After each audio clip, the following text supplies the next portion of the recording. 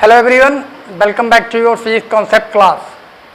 And once again, I am here for your objective questions, session number 15, because it's Saturday today. So you already know that it's a time to our objective question session with a new topic, that is gravitation, involving the terms Newton's law of gravitation, इसके velocity, motion of a fatal light, energy of the fatal light and the Kepler's law. So let's we start our class without wasting our time. Be with me till the end of the class. Okay? तो चलिए आज की class को start करते हैं objective question session को, और I hope the gravitational term से रिलेटेड जो भी फॉर्मूले यूटिलाइज होते हैं वो आपको ऑलरेडी आते ही होंगे। 11th स्टैंडर्ड पे आप ग्रेविटेशन चैप्टर में ऑलरेडी वो पढ़ चुके होंगे, और जो बच्चे 11th में हैं वो पढ़ रहे होंगे या पढ़ने वाले होंगे। ओके, तो स्टार्ट करते हैं आज का सेशन। और आज के सेशन में हमारा जो फर्स्ट क्वेश्चन है, इस फर्स्ट क्वेश्चन के लिए आपको चलना पड़ेगा मेरे साथ ऑन योर स्क्रीन। तो चलिए देखते हैं। So your first question is now on your screen. So, the question is, two particles of equal masses go around a circle of radius r under the action of their mutual gravitational attraction. The speed of each particle is, four options are in the questions, A, B, C and D.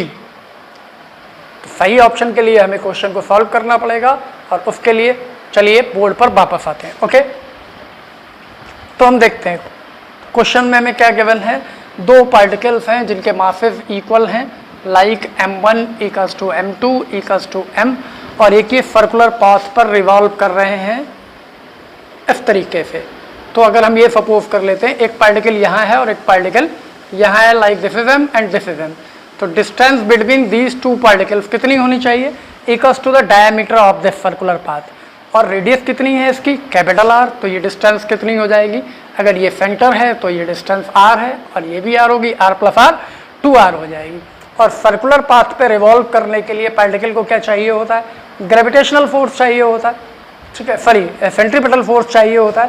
तो the according to Newton's law of gravitation, the gravitational force between these two particles provide the required centripetal force to the particles.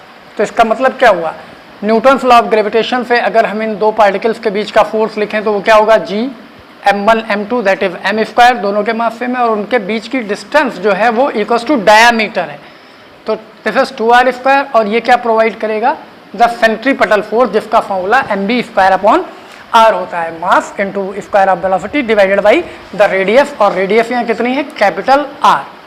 तो now we can solve, ये m यहाँ से cancel हो जाएगा। जब इसको हम सॉल्व करेंगे तो gm अपॉन 4r स्क्वायर होगा, और यहाँ पे b स्क्वायर अपॉन r, ये r भी एक कैंसिल होगा, हर पास टर्म बचेगा b square equals to gm upon 4r, gm upon 4r। और जब हम b को सॉल्व करेंगे तो ये होगा under root gm upon 4r। इसको सॉल्व करते हैं तो 1/2 आउटसाइड आ जाएगा, under root gm upon r, this is the velocity of each particle. तो क्या इस वेलोसिटी का कोई ऑप्शन गिवन है क्वेश्चन में, इसको जानने के लिए? Now see on your screen.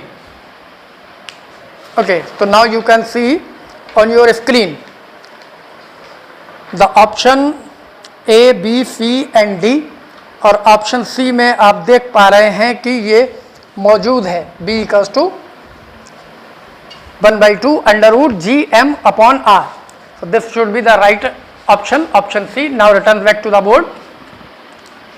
तो if का आंसर हुआ है answer C. This is the right option of this question. Okay.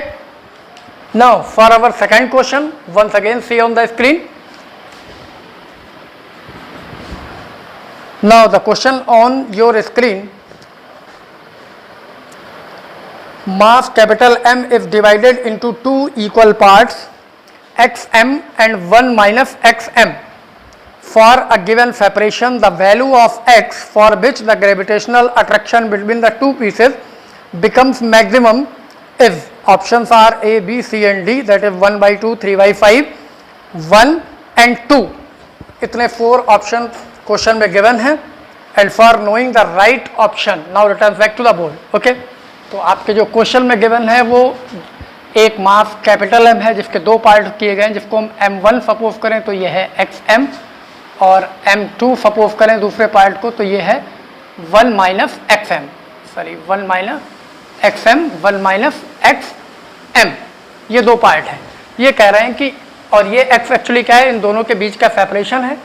तो x की किस वैल्यू के लिए इन दोनों के बीच में लगने वाला फोर्स मैक्सिमम होगा. तो मैक्सिमम की कंडीशन क्या है, पहले मैं आपको वो बताता हूँ. क्योंकि ये फोर्स कैसे वेरी करेगा, फॉर्मूले में अगर हम देखें तो ये होता है Fg m1 m2 upon r square. तो इट मीन्स जैसे जैसे डिस्टेंस बढ़ेगी ये फोर्स कम होगा, और जैसे जैसे डिस्टेंस ये कम होगी फोर्स ज़्यादा होगा. तो मैक्सिमम फोर्स के लिए पहली बात तो ये कि ये डिस्टेंस कम से कम होनी चाहिए. और जब ये मैक्सिमम हो जाएगा, मैक्सिमम का मतलब जिसके बाद वैल्यू और ना बढ़ पाए, तो ये कांस्टेंट हो जाएगी. और किसी भी कांस्टेंट का डिफरेंशिएशन क्या होता है, 0 होता है. ठीक है, तो फोर्स किसके साथ में वैरी कर रहा है, डिस्टेंस के साथ में. तो for the maximum force this the differentiation of force with respect to the x should be 0. Means f का वेरिएशन किसके साथ हो रहा है, डिस्टेंस के साथ. तो मीन्स df/dx 0 होना चाहिए, तब ये मैक्सिमम हो पाएगा. तो अगर हम यहाँ कंडीशन यूज करें तो f एक्चुअली क्या होगा, डायरेक्टली g, ये तो कांस्टेंट है, ऑलरेडी कांस्टेंट है. तो f is directly proportional to 2 part है, m1 है xm और दूसरा पार्ट है इंटू 1 माइनस xm, इसके डायरेक्टली प्रोपोर्शनल है. इसी को हम डिफरेंशिएट करेंगे एक्चुअली. तो देखते हैं क्या होगा. df अपॉन dx का मीन्स हुआ dy/dx, और f की जो यहाँ पे वैल्यू है वो प्लेस कर दें अगर, तो ये होगी xm 1 माइनस xm. ओके, और ये होगा 0. तो इसको जब हम डिफरेंशिएट करेंगे x के टर्म में, तो फर्स्ट टर्म में xm इंटू 1 मीन्स xm होगा, dx डिफरेंशिएट करेंगे तो टर्म रहेगा m, माइनस नेक्स्ट टर्म में ये होगा x स्क्वायर m. जब इसको हम ओपन करेंगे, पहला टर्म xm, दूसरा term xm into xm means minus x square m. इसको जब हम डिफरेंशिएट करेंगे तो x स्क्वायर का डिफरेंशिएशन होगा 2x और m स्क्वायर, और ये भी यहाँ m स्क्वायर है, वैल्यू है m, सॉरी. ओके, तो ये टर्म आ जाएगा हमारे पास में. इसको ओपन हमने किया है, m तो ऑलरेडी आउटसाइड था, तो फर्स्ट टर्म से मल्टीप्लाई हुआ, फिर सेकंड टर्म से, तो दोनों m स्क्वायर है इक्वल्स टू 0. ओके, अब इसको हम सॉल्व करते हैं. मतलब m square equals to 2x m square, this m square is cancel, 2x equals to 1, that is x equals to 1/2. This is the right answer of this question. तो अगर आप इसका सोल्यूशन नोट करना चाहते हैं तो ऑलवेज की तरह सोल्यूशन नोट कर सकते हैं. x इक्वल्स टू 1/2 होगा. और ऑप्शन के जानने के लिए कि कौन सा सही ऑप्शन है, once again see on your screen. तो now you can see on your screen the right option. The option A have the value 1/2. So now return back to the board. So its correct answer is answer A. This is the right option. Okay. तो इस question को भी आप solve कर लेंगे. और अब हम अपने नेक्स्ट क्वेश्चन की तरफ मूव करते हैं. For the next question, that is question number 3. See on your screen. Okay. So now you can see the time period of a simple pendulum on a freely moving artificial satellite is 4 options given है. A equals to 0, B equals to 2 second, C equals to 3 second and D equals to infinity. Okay. तो now return back to the board. सबसे पहले तो मैं ये बताता हूँ कि सिंपल पेंडुलम का टाइम पीरियड होता क्या है. फॉर्मूला है हमारे पास में T equals to 2 pi under root L upon G. Means the length of pendulum, the acceleration due to gravity and this. ये तो होता है फॉर्मूला. अब कितना होगा आर्टिफिशियल सैटेलाइट में, तो in satellite, normally in artificial satellite इसका मीनिंग यही है, the gravity is 0 there. Artificial satellite का मास बहुत कम होता है, इसलिए वहाँ हम ग्रेविटी को 0 एज्यूम करते हैं. और in the formula T equals to 2 pi under root L upon 0 जब आप प्लेस करेंगे जैसे ही, तो 0 anything divided by 0 have the value infinity. So the t is infinite. तो इसका राइट ऑप्शन आपको ध्यान होगा क्वेश्चन से, डी ऑप्शन में इनफाइनाइट गिवन है. Okay, so the right option is, it's answer should be option D. This is the correct answer of this question. So you can note down the solution of this question by pausing the screen or by playing the video again. Now we are moving towards our next question, and the for next question see on your screen.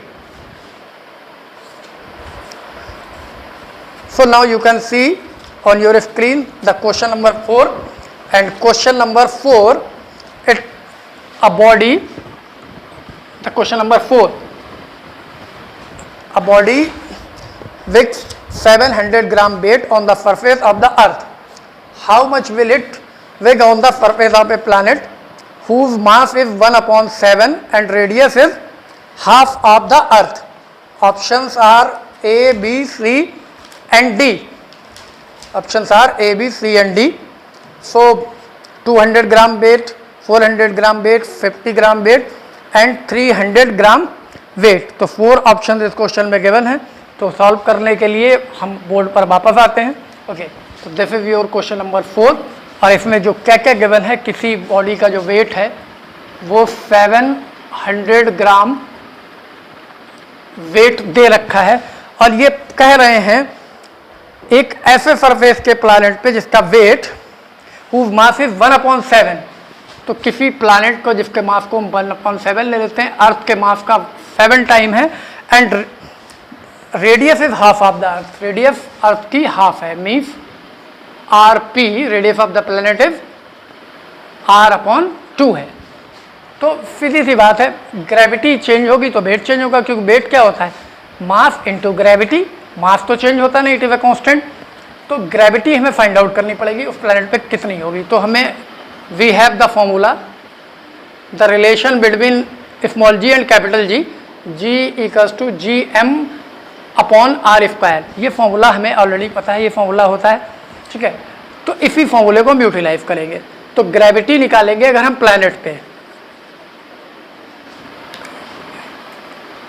Gravity at the planet.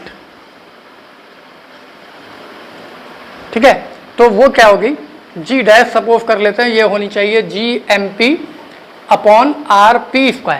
Okay, तो ये क्या होगा, Gmp की जगह पे हम place करेंगे m/7 और Rp की जगह प्लेस करेंगे R/2 इसका स्क्वायर. इसको सॉल्व करते हैं तो ये होगा Gm/7 में आ जाएगा R², और ये अपॉन में जो 4 है ये एक्चुअली रिवर्स होके 4/7 Gm/r², ये वैल्यू हो जाएगी. ठीक है, तो Gm/r² एक्चुअली किसकी वैल्यू है, gravity on the earth G की. तो मीन्स यहाँ पे जो ग्रेविटी की वैल्यू आई है G डैश, वो कितनी आई है, 4/7 G. तो इसका मतलब वेट 4/7 टाइम्स हो जाएगा. जब ग्रेविटी चेंज होने से वेट चेंज होता है, तो ग्रेविटी चेंज होके 4/7 टाइम हो गई, मास तो चेंज होता नहीं है. तो नाउ द न्यू वेट, तो न्यू वेट जो होगा उसको हम W डैश सपोज करते हैं, ये एक्चुअली कितना होगा, 4/7 W.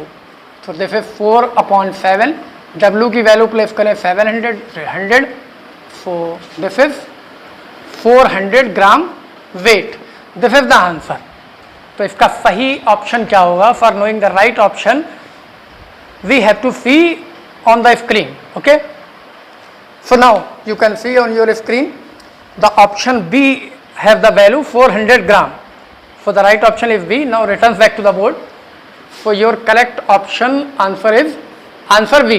This is the right option. Okay, so you also note down this question by pausing the screen. Okay, now the next question, that is question number 5. For this question once again see on your screen. So question number 5 is the weight of an object in the cool mine sea level and the top of the mountain are W1, W2 and W3. 3 positions में weight given है. Then options A, B, C, D are given. तो इनमें से कौन सा relation सही है ये आपको बताना होगा. इस रिलेशन के लिए हमें फाइंड आउट करना पड़ेगा कि कौन सी वैल्यू सही है. ओके, तो now return back to the board. Okay, तो क्वेश्चन पहले कोल माइन में है, कोल माइन में, फिर सी लेवल पे है, फिर माउंटेन पे है।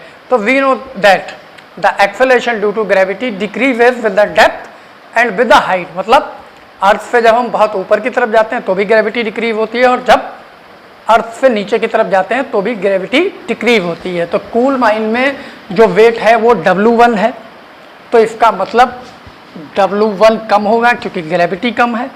जो सी लेवल है वो सेकंड नंबर पे है, मतलब वो अर्थ सरफेस पे है। अर्थ सरफेस पे ग्रेविटी ज़्यादा होती है और जहाँ वेट W2 है जो कि इससे ज़्यादा होगा क्योंकि यहाँ ग्रेविटी बढ़ जाएगी। और फिर कहाँ गए हैं, माउंटेन पे एक हाइट अटेंड की है, हाइट पे ग्रेविटी फिर से डिक्रीज हो जाएगी जहाँ पे वेट कितना है W3, और W3 मीन्स फिर से कम हो जाएगा, तो W2 should be greater than W3। So this should be the right relation, W1 is less than W2 and W2 is greater than W3। मतलब जो वेट है वो सी लेवल पे सबसे ज़्यादा होगा माउंटेन के कंपेरिजन में और कोल माइन के कंपेरिजन में। तो this should be the right option, और in question this answer is given in the option A. So the option A is correct for this question. Okay, you can note if you want. Now our next question, that is question number 6, and for this question see on your screen. Okay, the escape velocity of a body on the surface of the earth is 11.2 km. If the earth's mass increases twice its present value and the radius of the earth become half, then the escape velocity would become, A option is 5.6, B option is 11.2 km per second, C is 22.4 km per second, and D is 44.8 km per second. For the right option, now return back to the board. Okay, this is your question number 6. क्या कह रहा है ये? The escape speed VE से जिसको हम represent करते हैं 11.2 km per second, ये अर्थ पे गिवन है। अब क्वेश्चन क्या कह रहा है कि अगर अर्थ का मास ट्वाइस हो जाए और रेडियस हाफ हो जाए तो नई वैल्यू इसकी क्या होगी।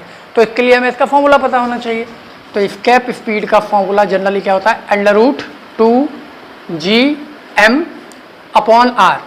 जिस प्लानट पे भी स्केप स्पीड हम फाइंड कर रहे हैं उसका मास और उसका r, तो ये वैल्यू है एक्चुअली। तो अगर हम न्यू मास की बात करें, न्यू मास जो है वो हो गया है 2m, डबल हो गया है, एंड न्यू रेडियस ये कितनी हो गई, ये हाफ हो गई है पहले से। तो अब स्केप वेलोसिटी की नई वैल्यू जो होगी वो क्या होनी चाहिए, वो भी हम चेक कर लेते हैं उस वैल्यू के अकॉर्डिंग। तो देखते हैं क्या होगी। VE dash is the new velocity and now the formula is 2g, और m के प्लेस पे 2m है और r के प्लेस पे r अपॉन 2 है। इसको अगर हम सॉल्व करते हैं तो ये होगी √2 × 2 4 ऑलरेडी है, और 2 ये रिवर्स होकर और ऊपर आ जाएगा। This is 2gm upon r। तो now we can write here 4 का 2 स्क्वायर रूट आउटसाइड आ जाएगा, and this is 2gm upon r, और ये किसकी वैल्यू है, ये ऑलरेडी VE की वैल्यू है। ठीक है, तो दिस इज 2VE और B is given 11.2 kilometre, means this is 2 × 11.2 that is 22.4 kilometre पर सेकेंड। ये इसका सोल्यूशन हो गया। अब ऑप्शन में से कौन सा ये ऑप्शन है जानने के लिए once again see on your screen. So now you can see on your screen the option C have the value 24.4 kilometre पर second. So now return back to the board. Okay. So right option is option C is the right option of this question. इसका solution भी आप always की तरह note down कर सकते हैं अगर चाहते हैं पूरा। अब हम मूव करेंगे अपने नेक्स्ट क्वेश्चन के लिए, दैट इज क्वेश्चन नंबर 7। और इस क्वेश्चन को जानने के लिए, देखने के लिए हम फिर से एक बार इधर चलेंगे towards our screen. So see on your screen. Now the question number 7 is on your screen. The value of escape velocity on a certain planet is 2 km per second. Then the value of orbital speed for a satellite orbiting close to its surface is, A option is 12 km per second, B is 1 km per second, C is √2 km per second, and D is 2 √2 km per second. तो question एक बार फिर से repeat कर रहा हूँ. The value of escape velocity on a certain planet is 2 kilometre पर second. Then the value of orbital speed for the satellite orbiting close to this surface is. इनमें से कौन सा ऑप्शन सही होगा, इसको जानने के लिए हम बोर्ड पर वापस आते हैं. Okay, so escape speed is given on the planet is 2 kilometre पर सेकेंड. अब ऑर्बिटल स्पीड चाहिए, तो for this we have to know the formula. What is the relation between orbital speed and escape velocity of a planet. तो escape velocity is related such as it is root 2 times of the orbital velocity. Here v is the escape velocity and bo is the orbital velocity. So we have to find out this value, orbital velocity very close to the surface of planet, that is bo equals to be upon root 2. So be upon root 2, the value of b is given to divided by root 2, it is once again root 2. So bo is equals to root 2 kilometer per second. This is the solution of this question. Which will be the right option? This question for this once again see on your screen. So the question number 7 now is on your screen once again, and its right option is option C, in which we have the value root 2 kilometer per second. So now returns back to the board. So its right answer is option C. This is the right option. Okay. So you can note down this solution also by watching the screen, by playing the video again and again. Now our next question, question number 8. So for this once again see on your screen. Now the question number 8 is on your screen, which says the maximum and minimum distances of a comet from the sun are 8 into 10 to the power 12 meter and 1.6 into 10 to the power 12 meter. If its velocity when nearest to the sun is 60 meter per second, what will be the velocity in meter per second when it is furthest? A equals to 12, B equals to 60 and C equals to 112 and D equals to 6. Okay. So now for solving the question, returns back to the board. Okay. तो question में एक planet की sunset distance given है nearest और farthest. तो nearest distance को हम farthest को फर्स्ट वाली जो वैल्यू गिवन है फॉरेस्ट गिवन है उसको R1 सपोज कर लेते हैं. It is 8 into 10 to power 12. R2 लिख लेते हैं 1.6 इंटू 10 टू पावर 12 और ये रिलेशन गिवन है R1 is greater than R2. और नियरेस्ट पोजिशन में जो स्पीड गिवन है, नियरेस्ट पोजिशन कौन सी है, ये 2 वाली means two this is 60 metre पर सेकेंड. और हमें फाइंड क्या करना है, v1 at a forest position पे उसकी वेलोसिटी क्या थी v1. ओके, ये फाइंड करना है. ये पोजीशन होती है, this is the first Kepler law application. Planet ये सन है और प्लैनेट जब यहाँ पर है, ये फॉरेस्ट पोजीशन ले लेता हूँ मैं जो कि R1 है और नियरेस्ट पोजीशन ले लेता हूँ ये जो कि R2 है. यहाँ पर जो स्पीड गिवन है वो v2 है और यहाँ पर जो स्पीड है वो v1 है. तो हमें ये v1 फाइंड आउट करनी है फॉरेस्ट के लिए. तो according to the first law v1 r1 equals to v2 r2. Actually this is the law of conservation of angular momentum. Angular momentum is given by mvr, mass into velocity into distance. So if we write here the mass of planet into the velocity of planet at a point and distance of the planet from the sun. Same here, the mass is cancelled out, the remaining term is v1 r1 equals to v2 r2. So this is the conservation law of angular momentum and this is the first Kepler law of planetary motion. तो जब हम ये value यहाँ put करते हैं तो v1 is unknown, r1 is 8 into 10 to the power 12, b2 is given 60 and r2 is 1.6 into 10 to the power 12. So this powers are cancelled here. 8 we can cancel this 1.6 by this 8. This is 8 to the 16. Now this is 0.2. So b1 is 60 into 0.2, that is 120 after 1 decimal. This is b1 is 12 meter per second. This is the solution of this question. So which should be the right option in the question? For this once again see on your screen. So now you can see on your screen the question number 8 and options of the questions are A is 12, B is 60 and C is 112 and D is 6. So which should be the right option? The option A has the value 12. So now returns back to the board. Okay. So its answer is answer A. This has the 12 value. तो इस question को भी आप हमेशा की तरह screen pause करके या वीडियो को दोबारा प्ले करके कैसे भी देख सकते हैं, नोट कर सकते हैं. Okay, now our next question, that is question number 9. So question number 9, for this question once again see on your screen. So the question is, a planet moving around the sun sweeps areas A1 in 2 days, A2 in 3 days, A3 in 6 days. Then the relation between A1, A2 and A3 is, 4 options are given, A, B, C and D. One of them should be correct.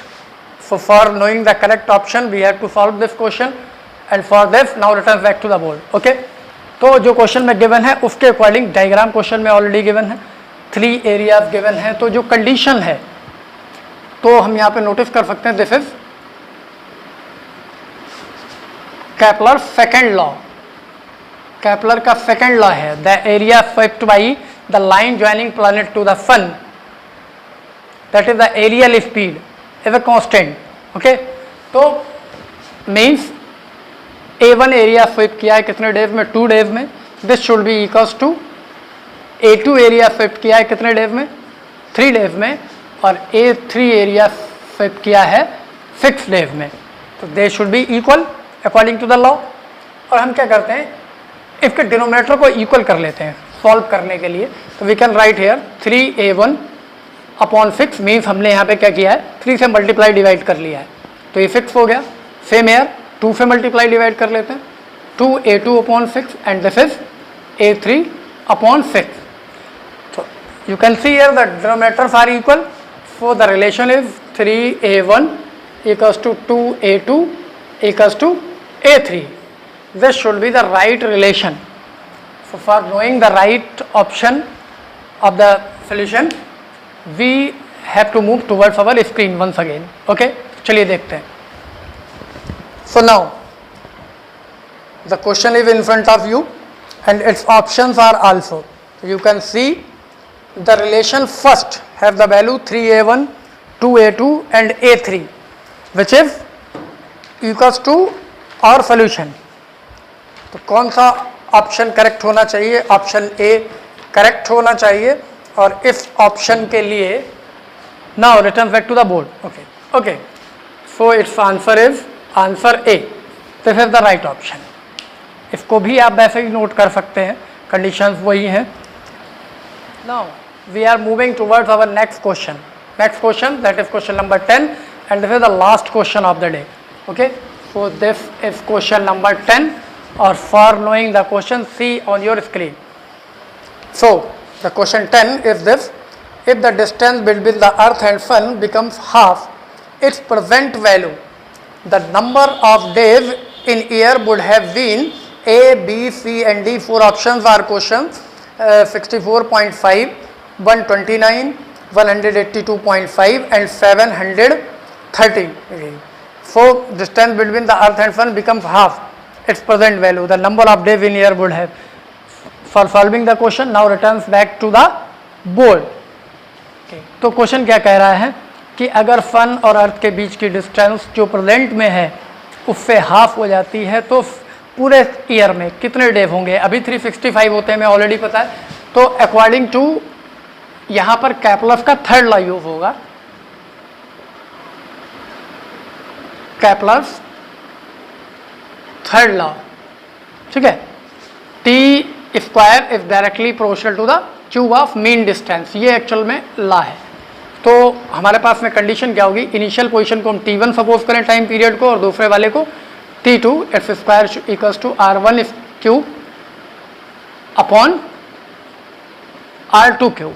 Okay, तो condition क्या given है, जो R2 है बाद वाली distance पहले की half हो जाती है, मीन्स R1/2 हो जाती है. तो ये चेंजेस क्या होंगे इनमें, तो means T1 square upon T2 square is equals to R1 upon R2 की वैल्यू है R1/2 और इसका होल क्यूब, ये R1 इफ कैंसिल, 2 रिवर्स होके ऊपर आ जाएगा और इसका क्यूब का मतलब होगा 8। ओके, सो T1 अपॉन T2 इसका square is equal to 8। T1 upon T को सॉल्व करना है तो स्क्वायर रूट लेना पड़ेगा, taking square root on both side. तुम क्या लिख सकते हैं, T1 upon T2 equals to √8। √8 को अगर हम सॉल्व करें तो T1 अपॉन T2, 4 इंटू 2 लिख सकते हैं इसको, दिस इज 2√2। ओके, तो T1 हमें पता है कितना होता है प्रेजेंट सिचुएशन में, 365 डेज, एक ईयर में ये डेज होते हैं। और T1 की वैल्यू तो हमें पता है, T2 फाइंड आउट करना है, तो T2 is equals to T1 upon 2√2। यहाँ अगर हम वैल्यू पुट करें तो 365 divided by 2√2, that is 365 divided by 2 into 1.41। √2 की वैल्यू यहाँ पर यूज करें तो दिस इज 365 डिवाइडेड बाई 2.82, ये वैल्यू आएगी। ठीक है, तो अगर हम इसको सॉल्व करते हैं तो दिस इज 129.24 अप्रॉक्स। ओके, तो पॉइंट में तो कोई वैल्यू ऑप्शन में है ही नहीं, 129 एक ऑप्शन है, तो ये अप्रॉक्स वैल्यू है 129.24 डेज है, तो मीन्स अप्रॉक्स ये वैल्यू कितनी है 129। तो the answer is T2 is 129, मतलब एक ईयर में जस्ट 129 डेज रह जाएंगे। तो for knowing the right option once again see on your screen. Okay, so now you can see on your screen the right option is option B, which has the value 129. So for that, now once again return back to the board. So its option, right option is option C, sorry option B is here, option B is right option, which has the value 129. तो ये इस particular question का solution है। So this was our last question of this particular session number 15. That's all for today. Now we will meet in our next class. Till then, enjoy and goodbye.